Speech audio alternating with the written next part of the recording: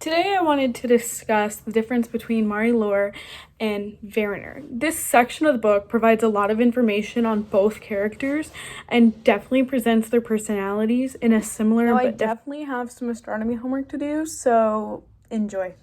It is clear that both characters have come from very different backgrounds and explore life in a very different way. Now, Marie-Laure, for example, she is the type of girl that will use her imagination and storytelling to escape her realities, and it's something that she's been doing since she was little. We can see in the beginning chapters of the book when she gets her stories, she imagines herself as those characters and really holds on to that information.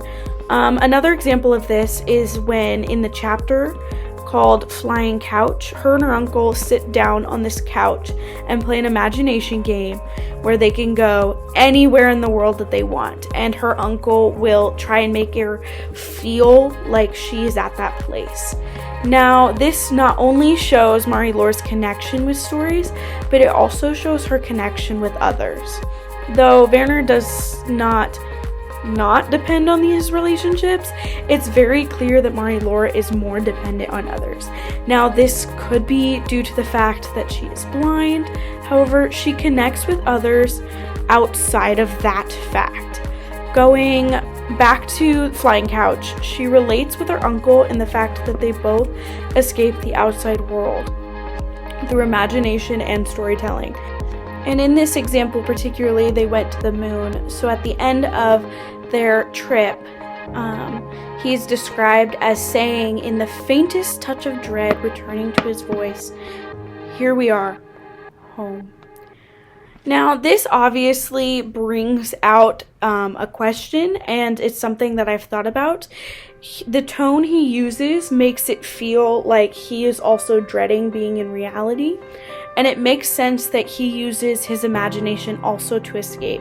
Later on, a couple chapters later in this section, we learn that her great uncle had once used his brother, her grandpa's tapes that they made to escape his reality, and it helps him cope with his PTSD. Now, switching perspectives over to Werner, we can see that while he values his relationship with his sister, he doesn't ultimately use that as a drive to get where he is. Werner does, however, use his past actions and stuff that has happened in his past and the things that people have said to him to kind of fuel his current actions. So for example, when he had to take the entrance exam to get into the Hitler Youth School thing, I guess is the word for it, they do a test of bravery where they have all the boys climb up to a ladder, and then they have to each one by one take a jump down into a parachute that the boys at the bottom are holding. So it's like a trust, but it's also just willing to take that leap. And when Werner gets to the top, he has to close his eyes and he imagines things from his past. So like the elevators of the mines that he was meant to go to, and it's the mines that everyone told him that he was supposed to do.